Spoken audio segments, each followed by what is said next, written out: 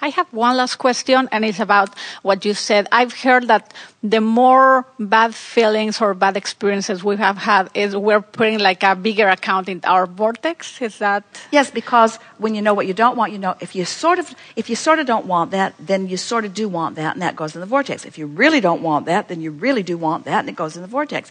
There's an equivalent, because the vibration is a wave that has both ends on it. And so the more you know what you don't want, the more you know what you do want.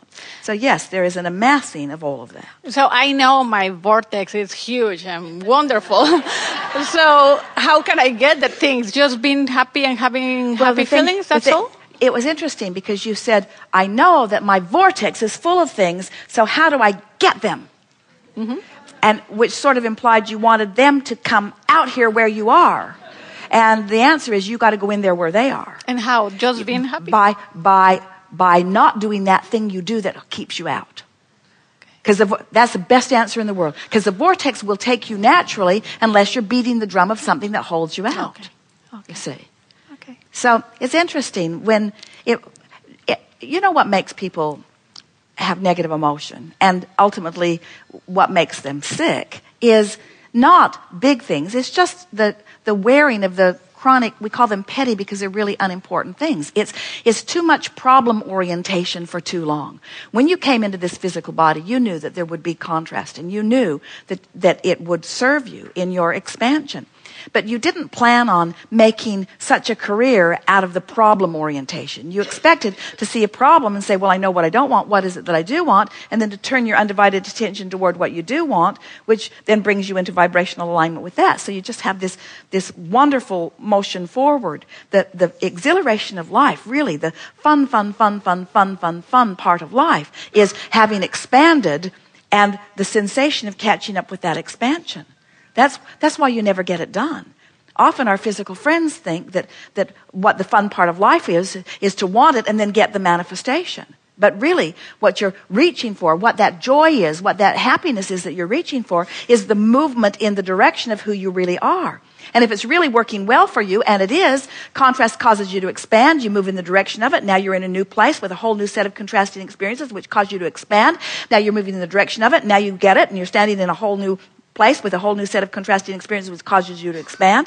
So there's no ending to the reaching and no ending to the catching up, and no ending to the reaching and no ending to the catching up, and no ending to the reaching and no ending to the catching up. That's what joyful life is really all about, you see.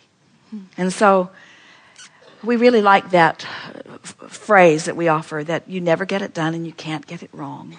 It's just a matter of being aware that the vortex is calling you, and allow yourself as much peace from resistant thoughts. And the thing that keeps people from allowing their vortex to just take them in more regularly is that they're so involved in the details of life and pushing against so many things that they don't allow the well-being that's waiting for them and that's calling them to be more dominant. It's a simple flip for you. Really it is.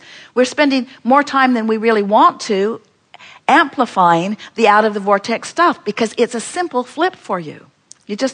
That's why always we have taught meditation, because it's really easier to teach you to have no thought than to have pure positive thought, especially on things that have been bothering you. In other words, most people who are employed have quite a long list of things about their employment that they don't like. Is that true of any of you? In other words, I don't feel free time-wise and so forth, or I'm not appreciated as much as I would like to be, or I'm not paid as well as I really deserve, or it isn't causing me to stretch in the way that I really want, or I'm bored, or I'm not happy with the people. In other words, there are lists of things that are going on that you just re-sign up for, reactivate every day as you go to work, as you just observe it. You just observe it. You don't even realize you're doing it. So there's this sort of chronic level of uneasiness that you have just learned to endure because, and in answer to that wonderful question that we just had, you're not allowing the best response to your emotion because you just kind of got used to it, you see. So when we teach meditation, the first thing it does is it sharpens. If you meditate every day for 15 or 20 minutes and allow your vibration to raise so that there is this now conscious awareness of what it feels like to be in that higher frequency, when you dip into a lower frequency, it sticks out more like a sore thumb, so that you can then be more responsive to your negative emotion.